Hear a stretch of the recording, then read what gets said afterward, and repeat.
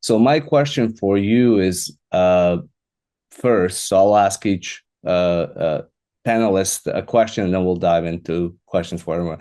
So, in context of companies and org charts, what do you think companies are still avoiding and need to do before AI can really boost productivity? In what ways, I guess, can they, or what they need to do in order to leverage AI to boost productivity when it comes to specifically org design and AI?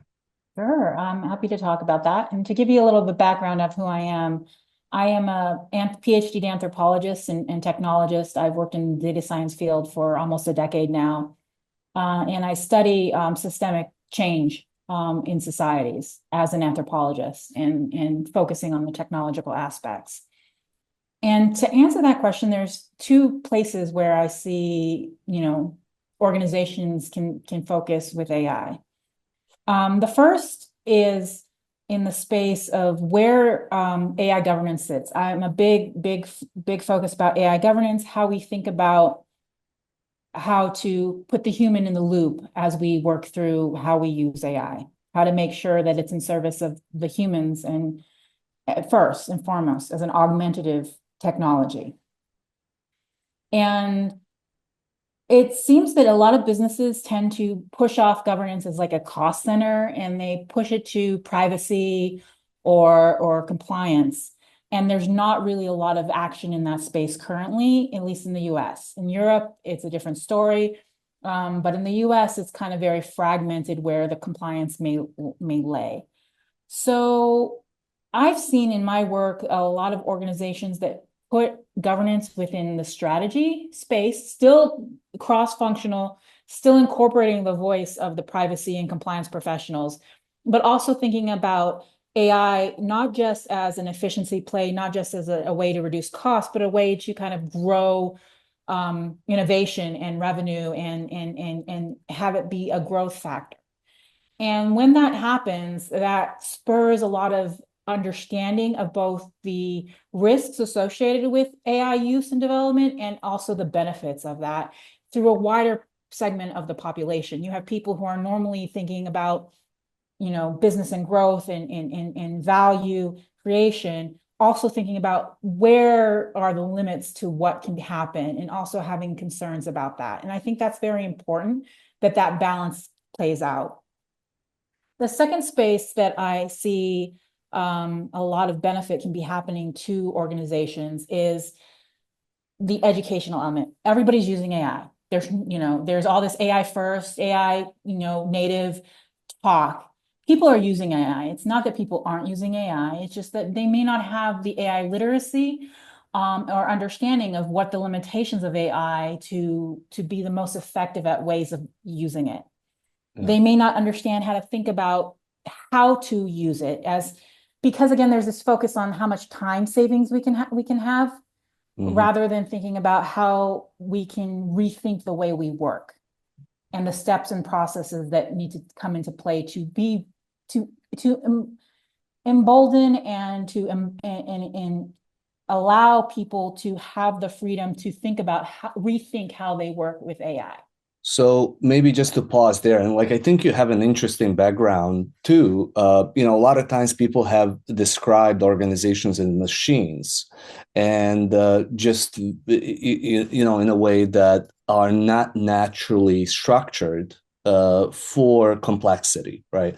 So with your background and everything, do you think, or maybe that's a leading question, what are your thoughts on as far as using AI to design better organizational structures for complexity of the current work? Hmm. So share a little bit more like what you mean by So design. yeah, so like what I mean by that is a lot of times when we go into organizations, we see organizational governance and structure that's very top down. It's not based per se on natural design or of I don't know in nature that you see. It's very a lot of times been top down. It's been siloed. And a lot of times we talk about having organizations that are more like networks or seen as a network. So my question to you is, how do you foresee AI being used to help us design better organizations? And do you think, or in what ways do you think AI can help us? That, but that was just more of a follow-up question because yeah. So I kind of come from a perspective where having this non-traditional background in technology and also in business, I see things as social structures less than computer networks. Yeah. And I think of things in terms of the communities that are built. I think that approach, when applied to learning how to use and think about AI, can have some benefits because there are some processes of, communities of practice, ways of informal knowledge share, those kinds of things that can help speed up the process of AI activation.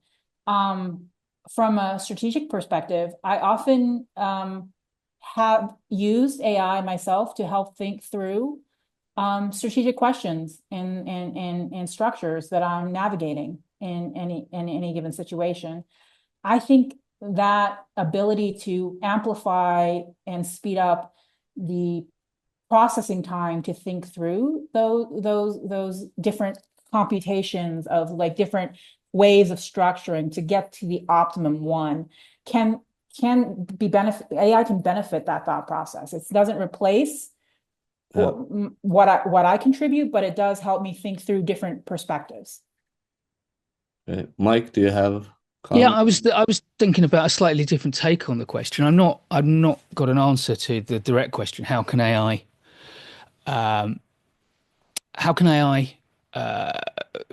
design our structures? But I think because AI is potentially changing so much about the way that organizations will be doing business, and Julie's made the point about the need for completely new governance structures to manage it, which I think is bang on what I would have said in her place.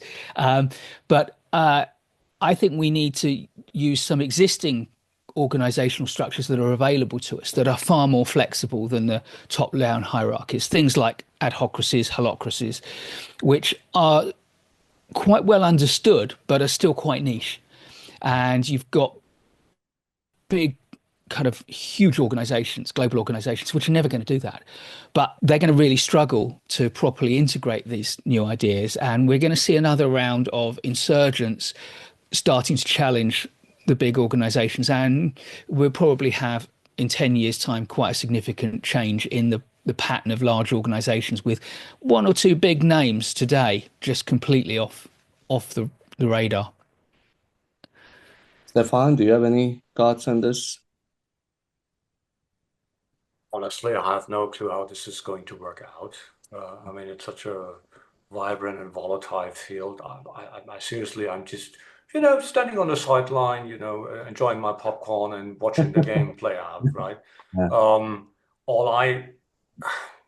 All I am concerned about at the moment is that we may repeat the failure-inducing game we had with Agile, relegating a potentially paradigm-shifting new idea to the tactical team level, without considering, okay, isn't it actually something that we could use to reconsider the way we're working? So maybe we should quit the idea that structures that were useful assembling Model Ts 100 years ago still solve today's problems. Classic issue. We failed with Agile, so air quotes here. In that respect, because we thought it's twice the work in half the time. You may all know the subtitle. But it could have been more, and we somehow didn't manage to do so in 25 years. And I'm curious how this is going to work out this time. The reason that I ask is, a lot of times as consultants, we go in, and we don't know that much about the organization or the structure. Yes, people talk about it, but my thought was like, if you had somebody AI that understands how work flows, how organizations actually structured, and learns more and more about the organization, then you can leverage it to help you understand the current state and how to move whatever that future state is. But Ade, you're here and we can bring you into the conversation. But I do want to move as well. But I'll add you to the here. You raise your hand, so I'm assuming you want to. Yeah, sure. Yeah, I mean, I was just going to add a piece to what my colleagues have said there. I think, look, everything is contextual, right? What is the right structure? Well, the right structure might depend on so many different constraints and so many other things. So, from a systems thinking point of view, AI definitely can help us analyze and understand what might be right in the right context at the right time for organization. But as we're hearing there, I think the traditional stuff that we've experienced with agile transformation will still exist. Will the organization have an appetite for that change? Will the organization read the data and actually say, yeah, this is the right thing for the organization? Or we have individuals saying, hey, this is the right thing for me, or not the right thing for me? So I think we're still going to face the same things. But in regards to analyzing the context and potentially giving some suggestions that may work based on systems thinking on all the dynamic variables that might be involved, AI can assist with that. The rest is going to be down to the humans. Yeah.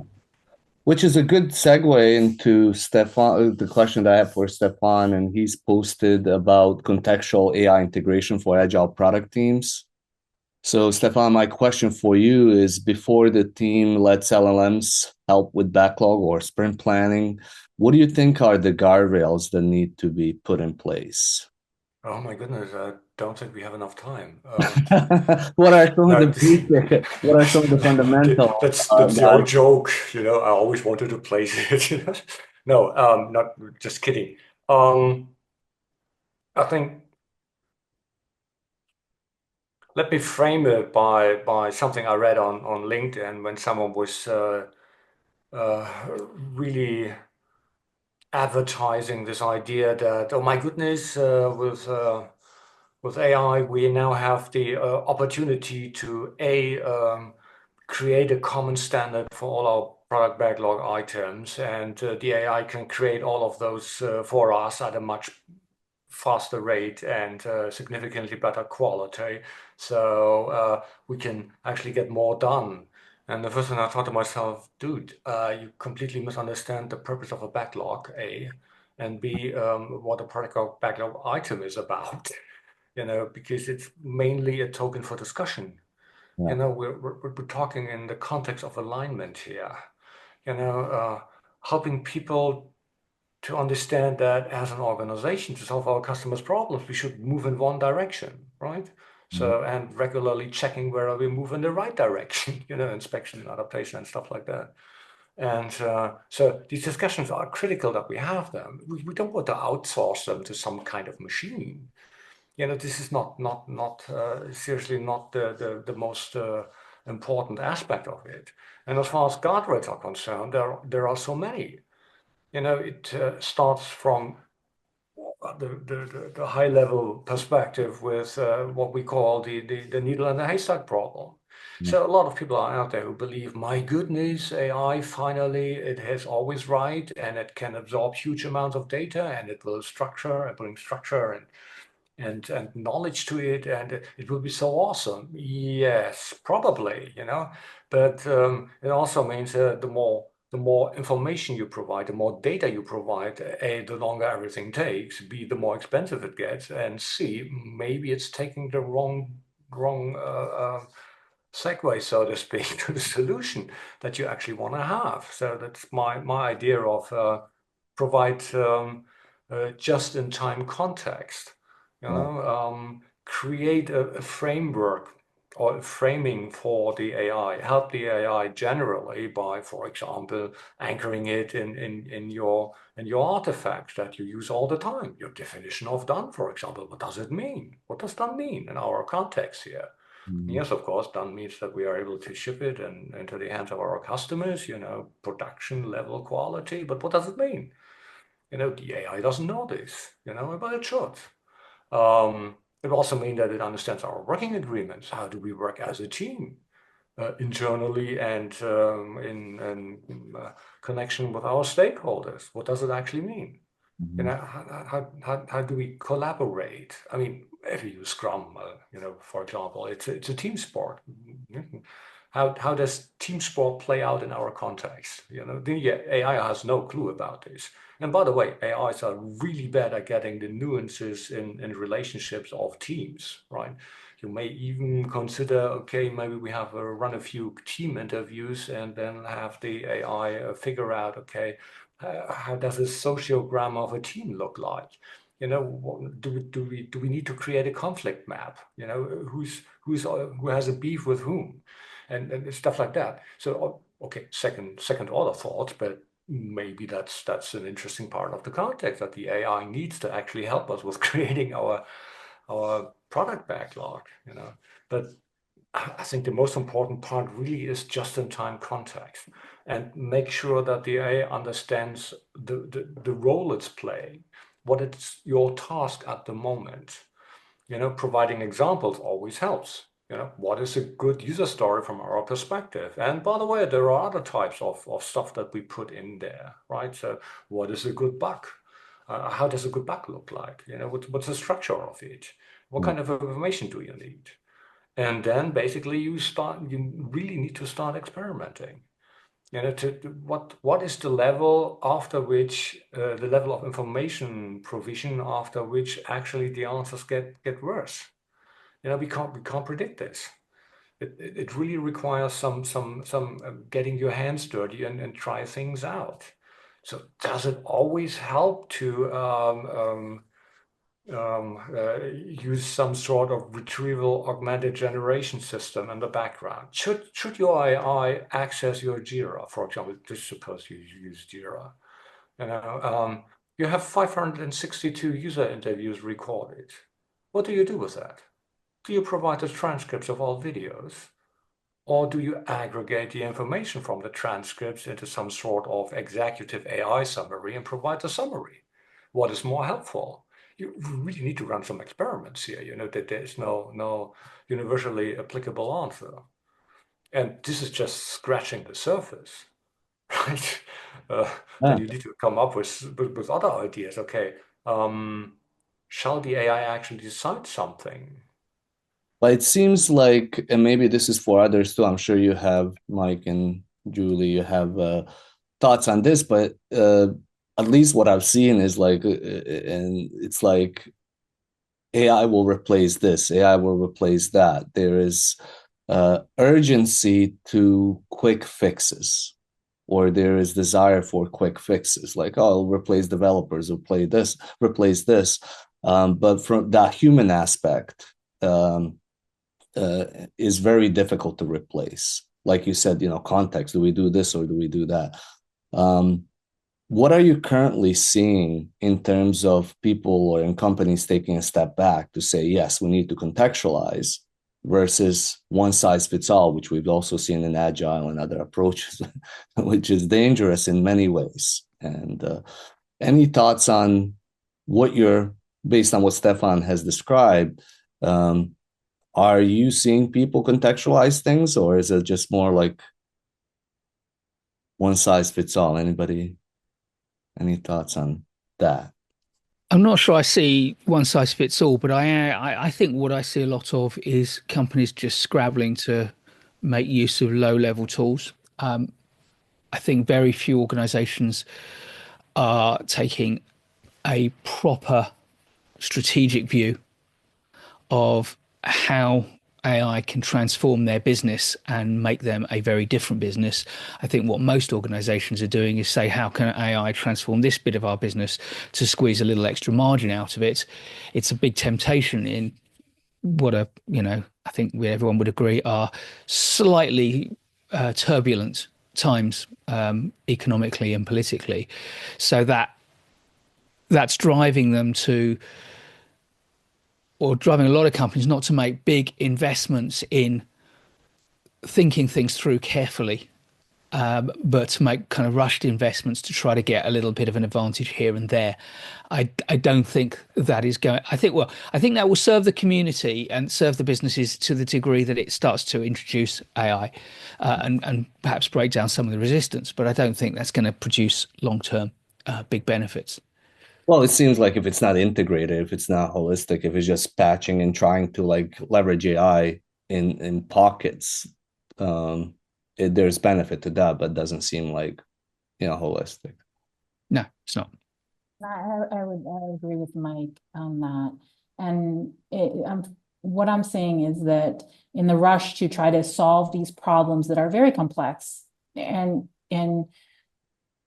that there is kind of a sense of overwhelm at the people who are trying to make this reality. How do I solve these complex problems? How do I think through the steps that are required to get the kind of outcomes that I'm looking for? And with it rapidly changing technology that changes day to day, if AI were not to not advance a single moment after today, we'd still have like 10 years at least to catch up. Yeah. Ade, you. Sorry, I keep bring you back in. That's okay. I might just keep you here to your next Not a session, problem. but yeah. Yeah, no, so I agree with what I'm hearing there. I think I'm seeing two different things. I'm seeing some organizations are moving from what appears to be a place of fear. So they're hearing all the hype. They feel like they can't get left behind. So to Mike's point, we're not necessarily seeing some strategic approach to that. It's just for, just doing some AI stuff. It reminds me of the times when we saw organizations doing something similar with Agile, right? We need to be doing this thing that everybody else is doing. Yeah. That said, I am seeing some organizations which are also taking what I would call an incremental approach. They're recognizing actually this is complex. We don't fully understand it. So we're going to work with a small area with some guardrails around it, inspect and adapt, and then see what that means. Also, to the point that technology is changing quite quickly, policies, governance. So some organizations, the risk around the governance, the policies, which are not very clear for a lot of them, they are mindful about, fully jumping in and, putting all their eggs in one basket, as some of them call it. And, so they might be experimenting. And I think one of the key things is I'm beginning to see this a little, not so much in many different places with individuals and organization, is to the point that I think all of the other speakers have mentioned is the context. I think here's the great thing, that this is the way I look at it, right? We know that AI from a machine point of view can analyze lots of data a lot quicker than human beings can. We can't compete with that. But there is context that we bring. There's experience that we bring that AI doesn't have. And so from the point of view of, oh, will it replace us? Do we get rid of all human beings? I don't think that's a wise move. We take our expertise of what we bring, our experience, our context, all the other bits and pieces that AI doesn't have, combined with AI's ability to churn through data and etc. Then I think that's where the power lies. So in some organizations, what I'm seeing is people begin to recognize that, not see it as a threat, recognize that actually by bringing their experience, understanding how to use the AI tools that they might have access to, then that creates a lot more value as opposed to, hey, let's let the AI run the backlog and do the stand-ups and all this other stuff. Yeah. Which is also a good segue into a question that I have for Mike. You, Mike, listed that stakeholder empathy should be higher on a list of tools or priority list than AI. So stakeholder empathy is key, and this is related to this human aspect of things we've been discussing. Why? I mean, I think it's apparent, for a lot of people why, but maybe what's your perspective on why would empathy be higher than on a higher priority for professionals? Well, I'm not sure that I'd listed it as higher. I don't think the list I created was intended to be hierarchical. There were two things on that list, but as it happens, I think I probably buy into that that relativity. I think what I was talking there is really about the importance of understanding the way that we work. One of the things I've advocated for many, many years is that project managers in our development, in our personal development, one of the things we should prioritize is understanding psychology, because everything we do is working with people. Even AI is working with people, because at the end of the day, the AI is trivial to work with. You can learn how to use it, and it will do what you ask it to do, and it will do it all day without complaining. You show me a human being that will do that, and I'll hire them straight away, even though I don't need any staff at the moment. But I think if we can really understand how people work, we can get a lot more out of them, but also we can get a lot more out of the tools that we're asking them to use. and today's set of tools is, of course, AI. And I think one of the models that I think is very compelling for understanding where we are and the challenges leaders are going to have to face, whether they're ground level leaders like project managers or whether they're higher level leaders like C-suite executives, is a model developed by David Rock called the SCARF model, which helps us to understand how people perceive change, whether they perceive it as a threat or an opportunity, and why we perceive things as a threat. I've always been interested in why people resist change, but underlying that is the feeling that there is a threat. And the SCARF model, SCARF's useful acronym, it stands for status, certainty, autonomy, relatedness, and fairness. And if we feel any one of those things, our status, our certainty in the world, our autonomy, our ability to make our own choices, our relatedness, our relationships with other people, if you like, and fairness, if we feel any one of those is threatened, then we will show fear, and that will trigger an avoidance response. And when you think about how people legitimately perceive AI, funnily enough, all 5 of those are being triggered because, potentially my status is being subordinated to an AI which knows more than I can work longer hours, can give perhaps better answers. And my certainty has changed because I learned my, even if I only learned my project management 5-6 years ago, and I've only been practicing 5-6 years, AI is changing everything, and it will change everything. And of course, my boss might make decisions based on what AI wants to do or suggests to do, and therefore, there goes my autonomy. And if I'm working more with AI and less with people, relationships, and actually, maybe some people are finding, I think there was one country which actually allowed someone to marry a robot recently. So, there will be, and we do know, by the way, that AI is a fantastic tool for personal coaching. So anyone out there, like Ade, who makes some of their living on coaching people, AI is coming after that role as well, because AI is, got infinite patience and stuff. And of course, fairness. I've studied for my PMP, I've studied for my APM qualification, I've studied for this, I've studied for that, and now AI knows it all. And by the way, I don't know how many people on this in this conference at the moment are like me, authors, but what has it studied? It studied my bloody books, my articles on the web, my videos on YouTube have all fed all these AIs, which are now pretty soon, I'm fairly sure, going to have an account on LinkedIn and be posting more interesting stuff than I am. So SCARF model tells us that AI is going to trigger an avoidance response. And you know what? Avoidance responses are well adaptive, very much adaptive if we're living in a society, if we're living in an environment where there are lions behind the tree that can jump out at us and kill us. But AI isn't that. Notwithstanding that some science fiction would have us believe that it might be. But while we've got that avoidance response triggered, we cannot be resourceful in our response to AI.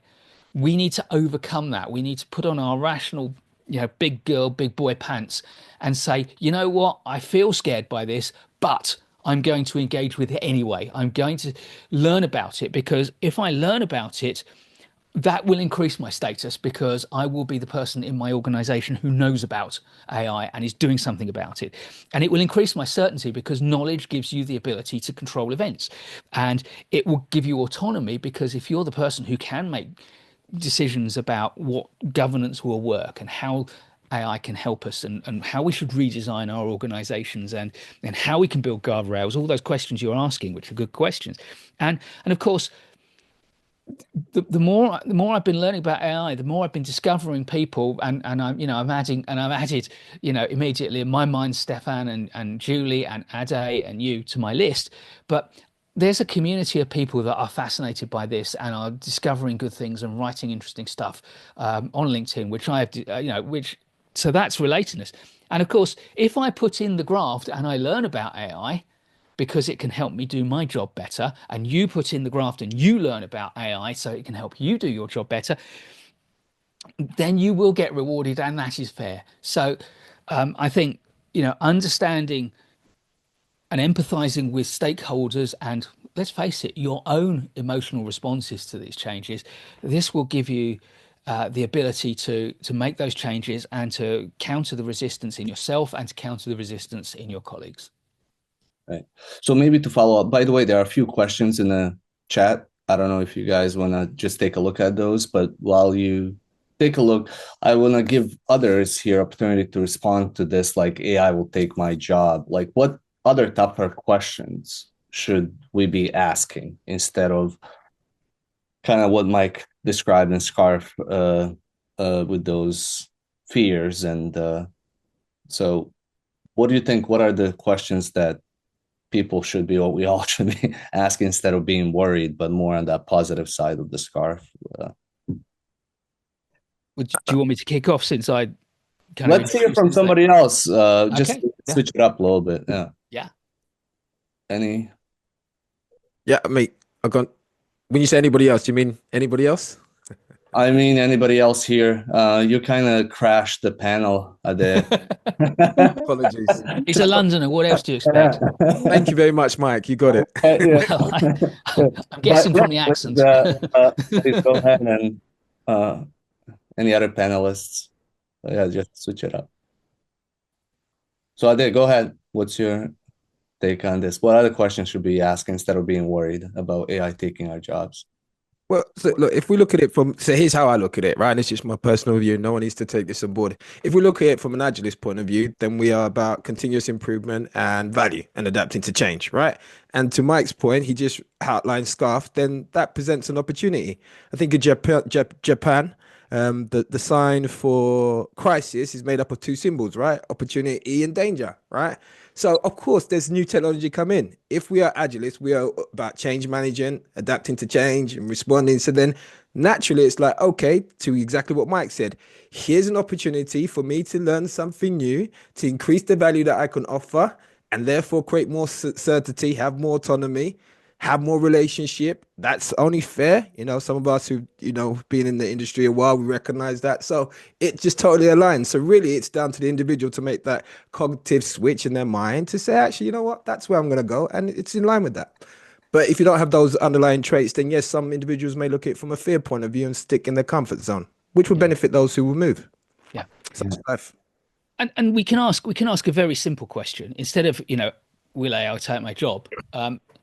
No, it won't, but it will change your job. So the question we should be asking is what job will I be able to do if I skill myself up in one branch or another of AI? And the more we skill ourselves up, the more choices we've got to define the job that we will be able to do that other people, and frankly AI, will not be able to do, because we can combine a deep understanding that we have with a mastery of using AI. Because, until AI starts to use us, we're in control. And so the question we should be asking is, what can I do with AI that I can't do without it? Or actually, what can I do with AI that I don't want to do without it? There are lots of jobs we might not want to do, but with AI we can do them, and it's not going to hurt. It's not going to be uncomfortable. Yeah, I second that perspective, Mike. It's less, will it take my job? In what ways will it change how I work? Yeah. Will it change, not just the things I do, but how I approach the task at hand? Mm-hmm. I'm honestly a bit more skeptical. I do not believe that AI will take my job. Absolutely not. But probably some peer with a good leverage knowledge of how to apply Scrum or AI in this context will do, right? If we relegate AI again at a tactical level, then basically we will see some changes that are really not positive in that sense. I mean, if you consider, for example, the Scrum Master was never intended to be some sort of team foreman, whipping the guys into shape so that they keep the delivery deadlines and make the sprint goal happen. And it was never the purpose, So from the spirit, Scrum Masters always change agents, and they're supposed to work more with the organization than actually with the team because, basic Scrum is actually not that hard. It's not rocket science. And we always had this idea that an awesome Scrum Master only serves one team. Guess what? If you use AI at a decent level, and you can easily support 3 teams now. Because analyzing patterns, data does not take that much time anymore. Actually, you can outsource this to a significant level, and you can fully spend your time on getting to know your team members. There's so much less tedious work to do that you actually are really capable of doing that. So even applying AI at a tactical level will reduce the number of jobs in the sense that not that the people are now being set free, but the usual fluctuation will be used to actually no longer hire people for that positions, and now other people will be asked, "Hey, do more." Here you have two accounts for the appropriate systems that will help you doing that.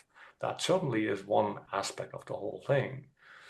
The question is whether we can cross the chasm, the chasm from the tactical application into the strategic organizational application. And I'm really curious to learn how that might work out. And I'm sure Julie and Mike and Addy have their own ideas about this. Yeah, this is Heath Dorn. Sorry, I joined late. Can you guys hear me okay? Yeah. Oh, perfect. Yeah, I mean, I think like if you think about back in the early days, maybe in the DevOps movement and how, we were transforming teams and there were certain jobs that were kind of going away and everybody was little, or, the 2010 timeframe or so. You think about what's happening today. I think like if you go into ChatGPT and you just say, hey, as a Scrum Master, who is looking to leverage AI, give me 30 use cases on how I can leverage, multi AI agents to, provide better value for my customer, right? And then that's going to spit out. And then you can think about like some of these tools that we have today, like the automation tools like low code, no code. You got like Zapier and Make and N8N, right? And so you can say use those tools and then use, Airtable and the Google Suite, Google Sheets, Google Docs, but you could kind of come up with like a whole ton of really cool use cases that you could be as a Scrum Master, as an Agile coach to help provide more value, right? Like think about like when we do value stream mapping exercises with our clients and we look at all the bottlenecks and all the handoffs and the delays, and most of those are all like documents, right? Decisions, communications, right? All this like waste. Well, we could start thinking about how can we automate some of that for our customers with some of these AI low code, no code tools. Or maybe Jira doesn't provide the right type of metrics or insights for our stakeholders, right? So you could say, how can we leverage some of these tools to integrate with Jira to provide some custom dashboards or some better metrics, right? I mean, I think there's just like so much more that AI is going to be able to help us become, just elevate our game as agilists. And also, the last point I'd like to make is just think about like if we weren't maybe because I know like some Alistair and some of the manifesto guys kind of when they created Scrum they moved away from their original intent. And so, thinking, how can we get back to that intent of the collaboration and the continuous feedback and innovation and embracing AI as an innovation mechanism to help our clients elevate the game.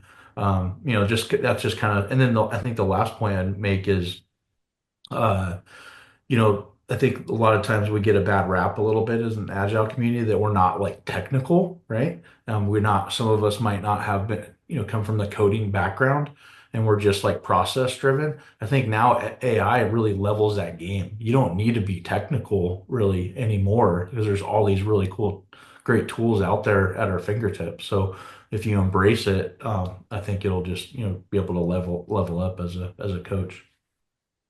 What I'm hearing is, I guess, a couple of you that said it's really like AI can help us with that cognitive load in a way, like where like it's going to make it easier on certain things and maybe perhaps make us more efficient as a team or as individuals.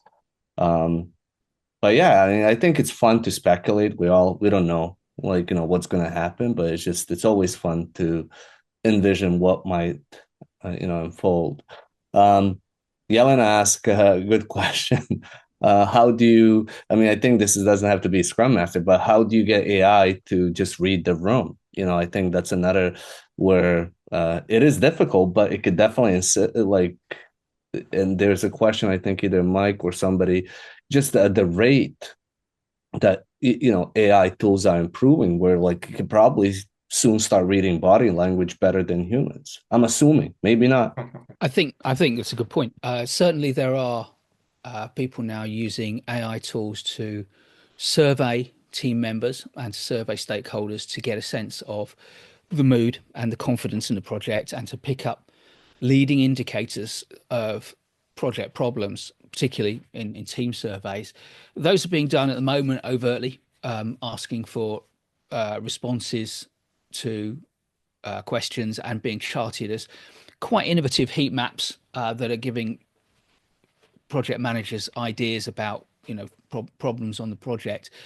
It won't be long before some organizations choose to let AI read everybody's emails, which will contain emotional signals and risk signals and all sorts of interesting information, some of it relevant, some of it frankly not. And it won't surprise me if the first use of that is in the US, not because I think the US is more technologically able than Europe, but because Europe will probably legislate much more closely around that.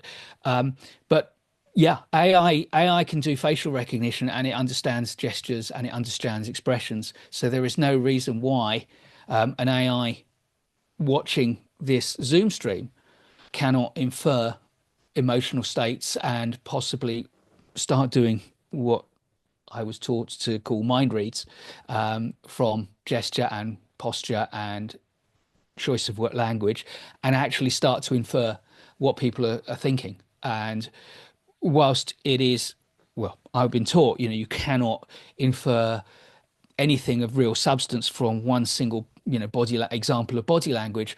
But if you build up an archive of understanding someone's body language, understanding their gesture, their tone of voice, then those shifts in that can be very significant. And AI can do that, and it can do that constantly. So yes, if we give AI access to our Teams meetings, our Zoom meetings, and possibly even to our internal CCTV, then yes, AI will read the room and it will do it far more accurately and far quicker and far more in depth than we can do that. And I speak as someone who's tried to train myself in being able to do some of that in meetings.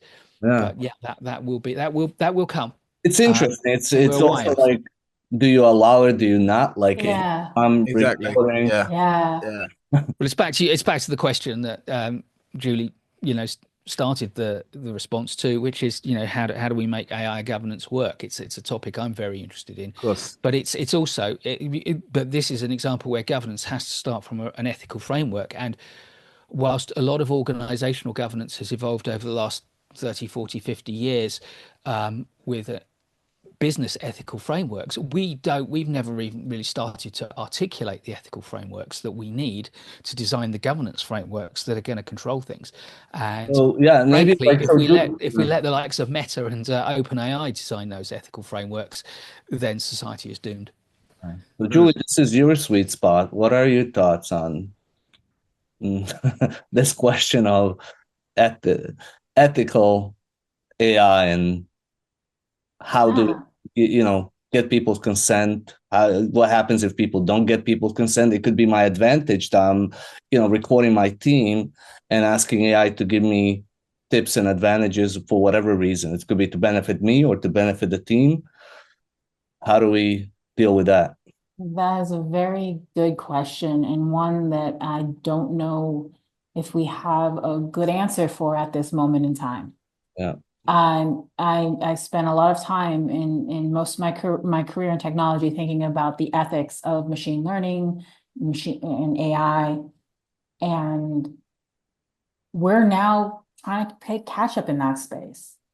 We're trying to figure out what future we want collectively and try to create a system where we get that future, be that through laws and legal perspectives, like someone mentioned in the chat, the EU AI Act, or through market forces where consumers demand transparency, consumers demand that they have a right to privacy, they have a right to opt in rather than opt out.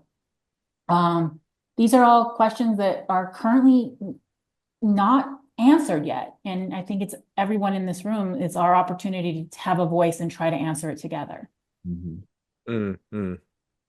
I mean, I also think, look, for me, when I think about a lot of these things, there's what it can do and what should it do, right? What comes to mind is individuals and interactions over processes and tools. Do we want AI to be reading the room? Is that a good thing? Do we want to promote collaboration? Do we want to give people the right? I mean, at the moment, I use AI in different formats. I use it in different ways, and I feel like, to the whole point around control, that I have some control around it. If all of a sudden I'm in a context whereby it's being forced on me and it's being used to read, bearing in mind we know it's got facial recognition, but we understand that there's lots of biases involved in AI at the moment. So how do you deal with that? Are we then going to make decisions based on information that's come from a system that could be biased? So it creates a whole different mess. So once again, I think this is where the strategic part comes into play. How do we want to use this tool? What are the outcomes we're really trying to achieve? Do we want to create more team psychological and emotional safety? Therefore, maybe some of the getting to read stuff may not be the best way to go about it. And I think that's got to be the starting point. What's your strategic approach? What value do you want to align yourself to? Then you use the tool in the right way to support that, as opposed to letting the tool lead. This is the human aspect, though, where like some people might agree and say, yeah, I'm for it. And some people might say no. And that makes it even more difficult to uh, decide what to do. But I don't know, Stefan, do you have any thoughts on this? It's not a question of technical capabilities. AIs are really good at this. So just synthesized a lot of team data to analyze in a cohort class, and AI is really good at this. Absolutely. The question is whether the data AI may have access to is actually accurate. I used to live a long time in Berlin, in East Berlin, former communist East Germany. And the people were really good in that environment to actually tell the officials what they wanted to hear and only talk in private with trusted friends what they really thought. I'm not sure that this can be avoided in any organization at the same time. So the moment you know that an AI is reading your Slack messages, you will be very careful about what to post when and where. Following your own personal agenda, whatever that might constitute. So it's I don't think it's a game, set, and match, and we're done here. It's certainly just the beginning, but I agree that governance is a critical issue here, and we should think before we start doing these things. I think part of the problem. Level, huh? So we're out of time. So maybe Okay. let's this starts in 4 minutes. So maybe just what's your last thought on this, and then we'll wrap it up. So Mike, go ahead. You started. Well, I'm not sure I've got a last thought, but I just wanted to say, I think when thinking about bias and the risks of bias, I think there are two factors which make it extremely worrying. Firstly, because AI has embedded within it all of the biases and prejudices of the society from which it's culled its data and we don't need to list those.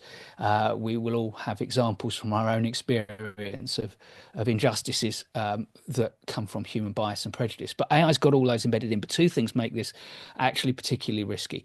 One is the seemingly reliability and objectivity of AI. People will say, well, it's AI, it knows what it's doing, it's objective, and actually, no, it's not. It's objective in applying the biases that it has been fed on, and that can amplify the harms to society. And secondly, AI is to a large degree controlled probably by fewer people than are on this call at the moment, and they can feed AI with whatever they choose to feed it because they own it, and therefore their biases could be dominating all of the behaviors of AI for the next 5, 10, 15 years, whatever. So we desperately need those governance and guardrail structures. And I think Julie's right. Unfortunately, we don't know how to create them yet. Happy days. Yeah, it's fun. It's just fun. I mean, like it's fun. It's scary, but it's also fun. Just to. It seems there are many different ways that we could go with this stuff, and how it might unfold. So, last thoughts. Let's start with Julie, you, and then Stefan, and then Ade, and then Mike, if you want to say anything else. I'll start that as we kind of explored both the utopian and dystopian perspectives on what AI can bring to us as a society at large. I'm kind of energized by the fact that we have so many people here who are willing to have this conversation, and this conversation is happening more and more frequently.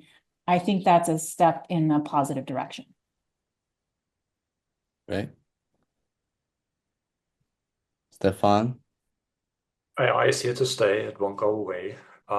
Get used to it and make the best out of it. And that starts with actually engaging our brain, and don't outsource that to AI. Ade?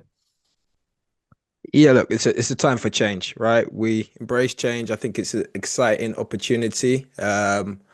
And yeah, I guess this is also a time for a lot more critical thinking. So it's really, in some ways, it's going to help us to think a lot more for those of us who choose to exercise that side of our brain, to question what we're seeing, and to see where we can add value. So I think it's a great opportunity. Right. And Mike, anything? Okay, well, having been miserable, the positive side is people agonized about the terrible potential consequences of printing and what that could do for the world. And people agonized about the terrible consequences of the motor car. And it took 30 years before the first legislation around safety of the motor car came, but it did come. And I guess those things are creative freedoms.